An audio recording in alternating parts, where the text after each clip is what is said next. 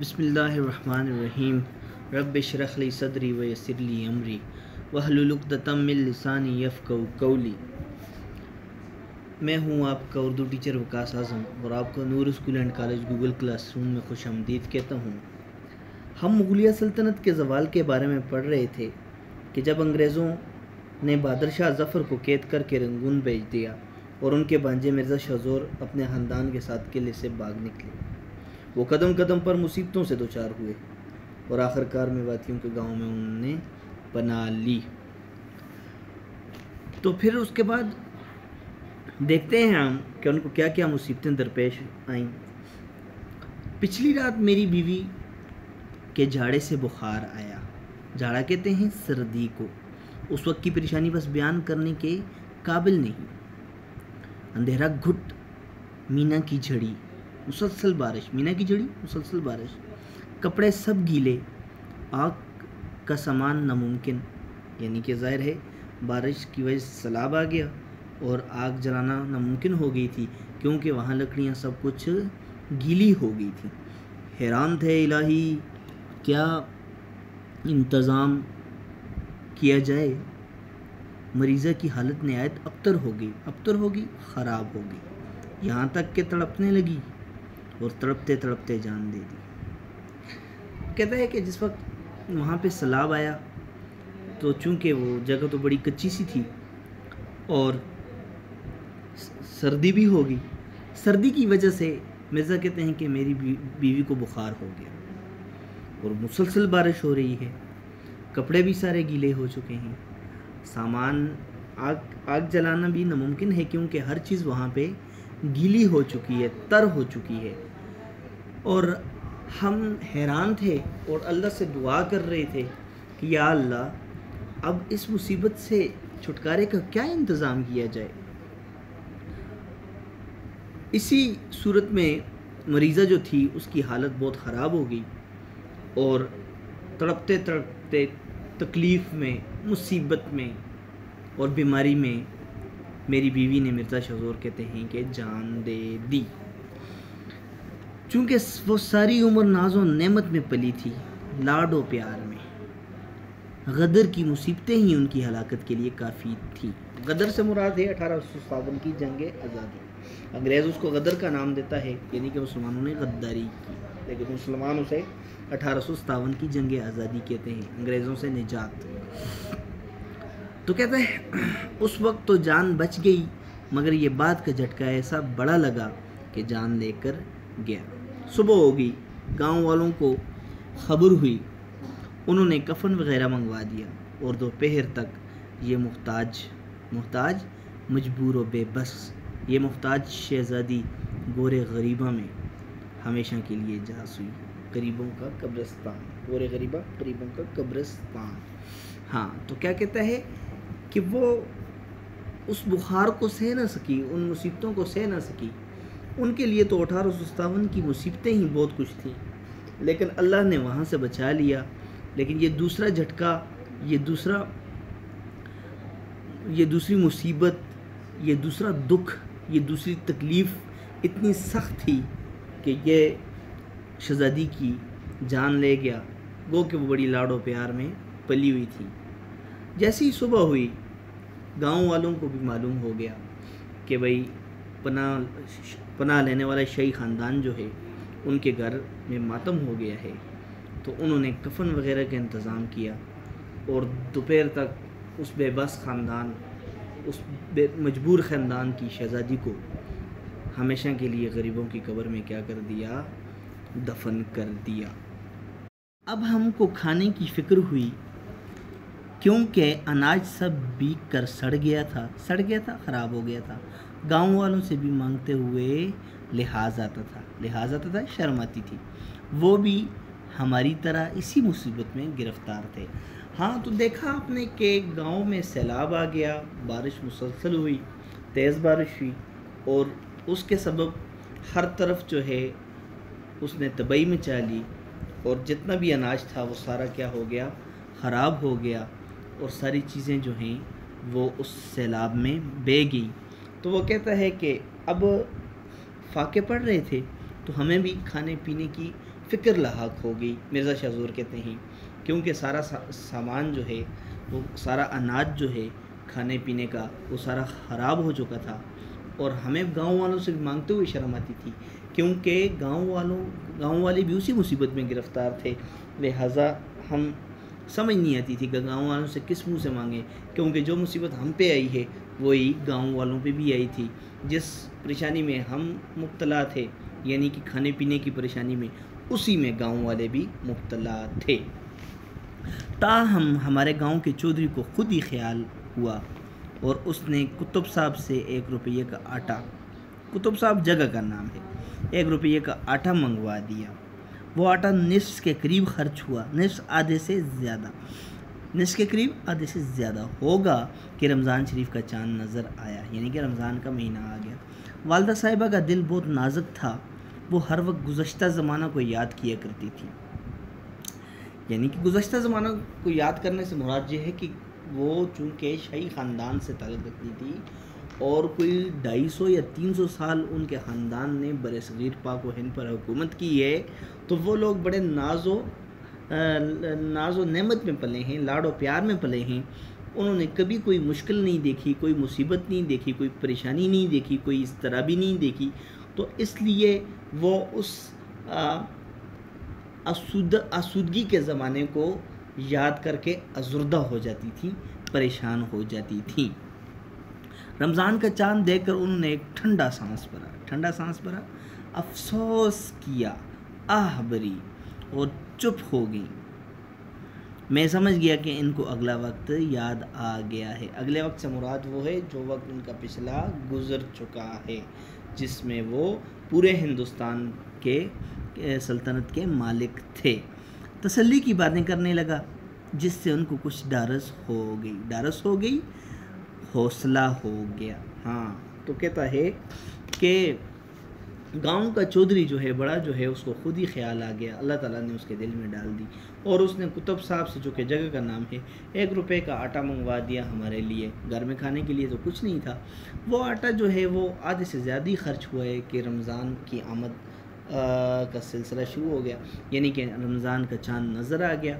والدہ صاحبہ کا دل جو ہے وہ بہت نازک تھا، چونکہ وہ عورت بھی تھی، ظاہر ہے، اور اتنی مصیبتیں، اتنی پریشانیاں بھی انہوں نے نہیں دیکھی ہوئی تھی، تو وہ ہر وقت اپنے پچھلے زمانے کو، اپنے عروج کو یاد کرتی تھیں۔ اس زوال کے زمانے میں وہ اپنے عروج کو یاد کرتی تھیں۔ رمضان کا چاند دیکھ کر انہوں نے ٹھنڈی آہ بھری اور چپ سی ہو گئی، لیکن میں سمجھ گیا، مرزا کہتا ہے کہ میں سمجھ گیا کہ ان کو اپنا پچھلا وقت یاد آ رہا ہے کہ جب مغل جو ہیں وہ بڑے عروج پہ تھے اور ہندوستان پہ حکومت کر رہے تھے، لیکن میں ان کو تسلی دیتا رہا، اس سے کچھ یوں ان کو حوصلہ ملا اور وہ چپ ہو گئی۔ 4-5 دن تو آرام سے گزر گئے، مگر جب آٹا ختم ہو چکا تو بڑی مشکل درپیش ہوئی۔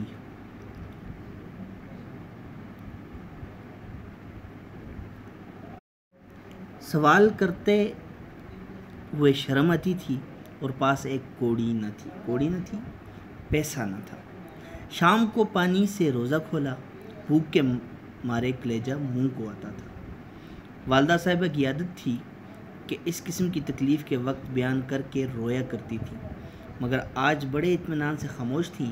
ان کی خاموشی و اطمینان سے میرے دل کو بھی سہارا ہوا، اور چھوٹی بہن کو، جس کے چہرے پر بھوک کے مارے ہوائیاں اڑ رہی تھیں، نڈھال ہونا، پریشان ہونا، دلاسا دینے لگا۔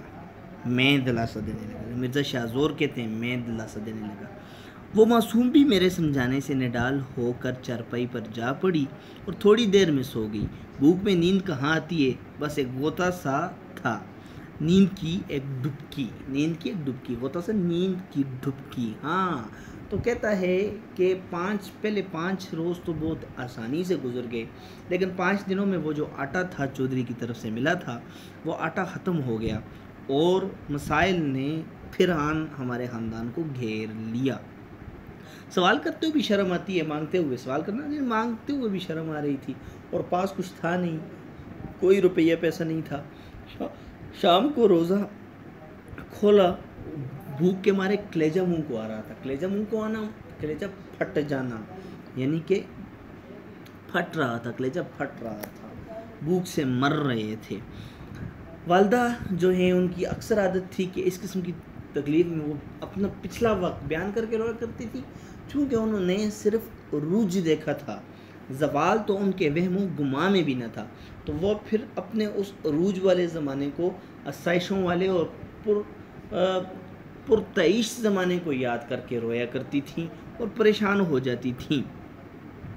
مگر آج وہ کہتی ہیں بڑے اطمینان سے بیٹھی تھی، کیونکہ ان کو مسلسل ان مصیبتوں، پریشانیوں نے عادی بنا دیا تھا، خوگر بنا دیا تھا۔ اب وہ اطمینان سے بیٹھی ہوئی تھی، صبر کر رہی تھی۔ غالب نے کہا ہے کہ رنج سے خوگر ہوا انسان تو مٹ جاتا ہے رنج، مشکلیں مجھ پر پڑیں اتنی کہ آسان ہو گئیں، پے در پے مسائل نے ان کے حوصلوں کو پروان چڑھا لیا تھا، اور اب صبر کا دامن تھامے ہوئے بیٹھی تھیں۔ وہ خاموش تھیں، اور ان کی خاموشی اور اطمینان اور راحت و سکون جو تھا، وہ کہہ رہے اس سے کچھ مجھے بھی سہارا ہو گیا، نہیں تو میں بھی ان کو دیکھ کے کیا ہو جاتا تھا، پریشان ہو جاتا تھا۔ اور چھوٹی بہن کے چہرے پر بھوک نظر آ رہی تھی، اور اس کا چہرہ جو ہے وہ سرخ ہو چکا تھا، اور وہ بھوک سے نڈال تھی۔ میں نے اسے دلاسا دیا، لیکن وہ بھی معصوم تھی، کیا کر سکتی تھی، بے بس تھی، مجبور تھی۔ میرے سمجھانے پر وہ چارپائی پر سو گئی، اور ویسے بھی بھوک لگی ہو تو نیند کہاں آتی ہے، بس اس پہ ہلکی سی غشی تاری ہوگی، یعنی کہ نیند کی ڈبکی لے لی اس نے۔ گو کہ بھوک میں نیند نہیں آتی، لیکن وہ کیا کرتی، وہ مجبور تھی، وہ بے بس تھی، لہٰذا اس نے نیند کا عارضی سہارا لے لیا۔ اس غوطہ اور ناتوانی کمزوری، غوطہ نیند کا جھٹکا کی حالت میں سحری کا وقت آ گیا۔ والدہ صاحبہ اٹھی اور تہجد کی نماز کے بعد جن دردناک الفاظ میں انہوں نے دعا مانگی، ان کی نقل کرنا محال ہے، مشکل ہے۔ حاصل مطلب یہ ہے کہ انہوں نے بارگاہ الہی میں عرض کیا کہ ہم نے ایسا کیا قصور کیا جس کی سزا یہ مل رہی ہے۔ رمضان کے مہینے میں گھر سے سینکڑوں محتاجوں کو کھانا ملتا تھا، اور آج ہم خود دانے دانے کو محتاج ہیں اور روزہ پر روزہ رکھتے ہیں۔ خداوند، اگر ہم سے قصور ہوا ہے تو اس معصوم بچی نے کیا خطا کی جس کے منہ میں کل سے ایک کھیل اڑ کر نہیں گئی، یعنی کہ ایک اناج کا دانہ بھی اس نے نہیں کھایا۔ تو ان کے دردناک آواز ایسے تھے، وہ اللہ تعالیٰ سے فریاد کر رہی تھی کہ ہم سے ایسا کیا قصور ہوا ہے، ہاں ہمیں کس جرم کی سزا مل رہی ہے۔ ہمارے بادشاہوں کے گھر تھے، ہمارے گھروں سے لوگوں کو اناج ملتا تھا، لوگوں کی حاجتیں پوری ہوتی تھیں، لیکن آج ہم خود جو ہیں وہ دانے دانے کو ترس رہے ہیں۔ عزیز طلبہ، آپ دیکھیں کہ مغلوں کی نائلی اور عیاشیوں کی وجہ سے ان پر زوال آیا، اور مغلیہ سلطنت جو ایک عرصے سے زیر الدین بابر نے قائم کی تھی، بڑے آب و تاب کے ساتھ بر صغیر کے جبین پر چمک رہی تھی، وہ آخر زوال پذیر ہوئی۔ اصل میں ان کی عیاشیاں، ان کی عیش پرستیاں تھیں، تو انہی کی وجہ سے ان پر اتنی مصیبتوں کے پہاڑ ٹوٹے۔ تو وہ کہتی ہے کہ اگر ہم سے کچھ خطا ہوئی بھی ہے تو یا ساتھ یہ معصوم بچی ہے، اس نے کیا خطا کی ہے، اللہ سے مجبوری میں فریاد کر رہی ہے، اور کہہ رہی ہے کہ کل سے اس کے منہ میں ایک دانہ بھی اڑ کر نہیں گیا، اس نے یعنی کہ کچھ کھایا نہیں، وہ بھوکی پیاسی ہے، نڈھال ہو کر چارپائی پر پڑی ہوئی ہے۔ دوسرا دن بھی یوں ہی گزر گیا، اور فاقہ میں روزہ پر روزہ رکھا، یعنی کہ کھانے کے لیے گھر میں کچھ نہیں ہے، فاقہ ہے، بھوک ہے، اور اس بھوکی کی حالت میں روزہ رکھا ہوا ہے۔ شام کے قریب چودھری کا آدمی دودھ اور میٹھے چاول لایا اور بولا، آج ہمارے نیاز تھی، صدقہ نکالا ہے ہم نے، خیرات بانٹی ہے، منت تھی، یہ اس کا کھانا ہے، یعنی کہ خیرات کا کھانا ہے، اور 5 روپے زکوٰۃ کے ہیں۔ کس کے ہیں جی؟ زکوٰۃ کے۔ یہ وہ لوگ ہیں جو پورے ہندوستان کو زکوٰۃ دیا کرتے تھے، آج ان کو زکوٰۃ دی جا رہی ہے، کیونکہ وہ روپے کے محتاج ہیں۔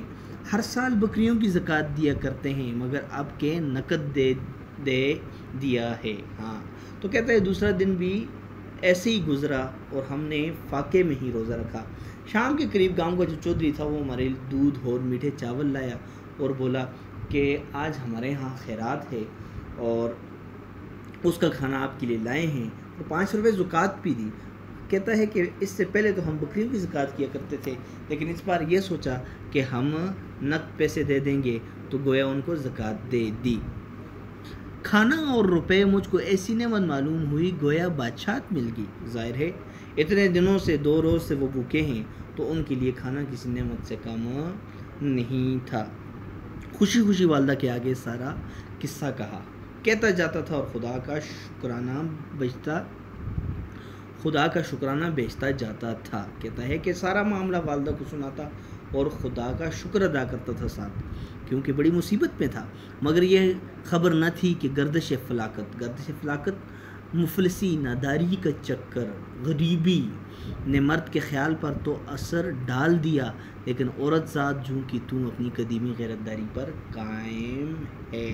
ہاں تو کہتا ہے مجھے یہ جو زکوٰۃ تھی یہ کیا معلوم ہوئی، یہ مجھے بڑی نعمت معلوم ہوئی اور میں نے شکر ادا کیا اللہ کا، اور یہ قصہ والدہ کے سامنے بیان کر رہا تھا۔ لیکن کہتا ہے کہ غربت جو ہے وہ مرد کے خیال پر، مرد کی غیرت پہ تو پردہ ڈال سکتی ہے، لیکن عورت ذات جو ہے وہ اپنی قدیمی، اپنی پرانی غیرت داری پر قائم رہتی ہے۔ دیکھتے ہیں جی عورت کیا کہہ رہی ہیں اس زکوٰۃ اور ان پیسوں کے بارے میں۔ چنانچہ میں نے دیکھا کہ والدہ کا رنگ متغیر ہو گیا، تبدیل ہو گیا، باوجود فاقہ کی ناتوانی کہتے ہیں کمزوری کو، باوجود فاقہ کی ناتوانی کے انہوں نے تیور بدل کر منہ چڑھا کر، رنگ بدل کر کہا، تف ہے تیری غیرت پر، لعنت ہے تیری غیرت پر، خیرات اور زکوٰۃ لے کر آیا ہے اور خوش ہوتا ہے۔ دیکھیں نا، وہ کہتے تھے کہ ہم پورے ہندوستان کو، چونکہ وہ بادشاہ کا، وہ بہادر شاہ ظفر کا بانجا تھا اور وہ اس کی بہن تھی، تو وہ کہتی ہے کہ ہم تو زکوٰۃ دیا کرتے تھے اور آج زکوٰۃ لے کر تو خوش ہو رہا ہے، اپنے بیٹے کو اس کی بادشاہت کا وقت، اس کے شہزادہ ہونے کا احساس دلا رہی ہے اور خوش ہوتا ہے۔ ارے اس سے مر جانا بہتر تھا، اگرچہ ہم مٹ گئے ہماری حرارت نہیں مٹی۔ ہاں گویا کہ ہم مٹ گئے، ہماری حکومت ختم ہو گئی، لیکن ہماری غیرت ابھی بھی باقی ہے، ہماری غیرت ابھی تک نہیں مٹی۔ میدان میں نکل کر مر جانا یا مار ڈالنا اور تلوار کے زور سے روٹی لینا ہمارا کام ہے، صدقہ خوری ہمارا شیوا نہیں ہے۔ دیکھیں نا، وہ کہتی ہے کہ ہم تو جنگجو لوگ تھے، سپاہی لوگ تھے، میدان میں مرنا اور مر جانا ہمارا کیا ہے جی، ہمارا کام ہے، ہمارا شیوا ہے، نہ کہ صدقہ خوری ہمارا طور طریقہ ہے، نہ کہ خیرات لینا ہمارا طور طریقہ ہے۔ چنانچہ کیا ہو گیا جی، والدہ کا رنگ کیا ہو گیا، تبدیل ہو گیا۔ کہتا ہے والدہ نے جب میری یہ بات سنی تو ان کی قدیمی غیرت جاگ اٹھی اور ان کا رنگ ہی تبدیل ہو گیا، اور پھر اس کمزوری اور اس بھوک کی ناتوانی کے باوجود بھی انہوں نے مجھے کہا کہ تیری غیرت پر کیا ہے، تیری غیرت پر تف ہے، لعنت ہے، کہ تیری غیرت کہاں مر گئی ہے، تو خیرات لے کر آیا ہے اور خوش ہوتا ہے۔ ہم لوگ تو بادشاہت لینے والے ہیں، ہم نے تو حکمرانی لی ہے اور آج ہم صدقہ و خیرات لے کر خوش ہو رہے ہیں۔ والدہ کی ان باتوں سے مجھے پسینہ آ گیا اور شرم کے مارے ہاتھ پاؤں ٹھنڈے ہو جانا، کانپنا، کپکپی طاری ہونا، پسینہ آنا، پریشان ہو جانا، چاہا کہ اٹھ کر چیزیں واپس کر آؤں، مگر والدہ نے روکا اور کہا خدائی کو یہ منظور ہے تو ہم کیا کریں، سب کچھ سہنا ہوگا۔ یہ کہہ کر کھانا رکھ لیا اور روزہ کھولنے کے بعد ہم سب نے مل کر کھا لیا، 5 روپے کا آٹا منگوا لیا، جس سے رمضان خیر و خوبی سے بسر ہو گیا۔ میں چونکہ بڑا پریشان ہو گیا والدوں کی باتوں سے، انہوں نے مجھے اندر سے جھنجھوڑا کے رکھ دیا۔ میں نے چاہا کہ یہ چیزیں واپس کر دوں، لیکن پھر والدہ نے مجھے روک لیا کہ اب تم بھی کیا کر سکتے ہو، اگر ہمارے اللہ کو، ہمارے رب کو یہی منظور ہے تو ٹھیک ہے، ہمیں سہنا ہوگا اور صبر کرنا ہوگا اور ہمیں یہ خیرات کے پیسے اور کھانا رکھنا ہوگا۔ تو کہا کہ روزہ ہم سب نے مل کر کھولا اور پھر جو باقی 5 روپے تھے اس کے لیے پورے مہینے کے لیے آٹا منگوا لیا۔ رمضان جو خیر و عافیت سے گزر چکا تھا۔ اس کے بعد 6 مہینے گاؤں میں اور رہے، یعنی کہ جب رمضان کا مہینہ تھا اس کے بعد 6 مہینے مزید ہم گاؤں میں ہی رہے، پھر دہلی چلے آئے۔ یہاں اگر والدہ کا انتقال ہو گیا اور بہن کی شادی کر دی۔ انگریزی سرکار نے میری بھی 5 روپے ماہوار پینشن مقرر کر دی، جس پر آج کل زندگی کا انحصار ہے۔ دیکھا کہ آپ نے مصنف نے پوچھا مرزا شاہ زور سے کہ مجھے بھی ذرا غدر کے حالات و واقعات کا بتاؤ کہ اس پہ آپ لوگوں پہ کیا گزری، تو ساری باتیں آپ نے اس میں پڑھ لی ہیں کہ کس طرح شروع میں مرزا شاہ زور کا جو بھانجا ہے وہ گانا سن رہا ہوتا ہے، اس کو والدہ ڈانٹتی ہیں، پھر وہ مسجد میں جاتا ہے، مسجد کے حالات بہت اچھے ہیں۔ پھر اس کے بعد جب انگریز جو ہے وہ قبضہ کر لیتا ہے ہندوستان پہ، تو پھر مسجد میں جو ہے وہ مسجد جو ہے وہ مشہور مسجد جو ہے وہ استبل نظر آ رہی ہے، وہاں پہ سپاہی کھانا پکا رہے ہیں، چولہے لگے ہوئے ہیں، گھاس جو ہے اس کے انبار لگے ہوئے ہیں، اور وہاں پہ مرزا شاہ زور اپنے خاندان کے ساتھ بھاگ نکلتے ہیں۔ راستے میں گوجروں نے ان کو لوٹا ہوتا ہے اور ان سے سارا سامان چھین لیتے ہیں، پھر میواتی ان کو پناہ دیتے ہیں، وہاں پر بھی وہ کچھ دن رہنے کے بعد جھونپڑی میں ان کو ٹھہراتے ہیں، اس کے بعد ان کو کہتے ہیں کوئی کام کرو، پھر اس کے بعد سیلاب ہوتا ہے، بارش ہوتی ہے، بارش کے بعد اس کی بیوی جو ہے وہ مر جاتی ہے۔ بیوی مرتی کس وجہ سے ہے؟ آج ہم نے یہیں سے اپنا سبق سٹارٹ کیا تھا، تو دیکھتے ہیں کہ آج کے اہم پوائنٹ کیا تھے آخر میں۔ سردی کی وجہ سے مرزا شاہ زور کی بیوی کو سخت بخار ہونا اور تڑپتے تڑپتے جان دے دینا۔ بارش کی وجہ سے اناج کا خراب ہو جانا۔ نمبر 3، چودھری کی طرف سے شاہی خاندان کے لیے مدد کی فراہمی۔ نمبر 4، کھانے کا سامان ختم ہونے کے بعد کے مسائل۔ نمبر 5، فاقے کی حالت میں گھر والوں کا سو جانا۔ نمبر 6، سحری کے بعد مرزا کی والدہ کا بارگاہ الہی میں دردناک انداز میں فریاد کرنا۔ نمبر 7، چودھری کی طرف سے زکوٰۃ کا ملنا۔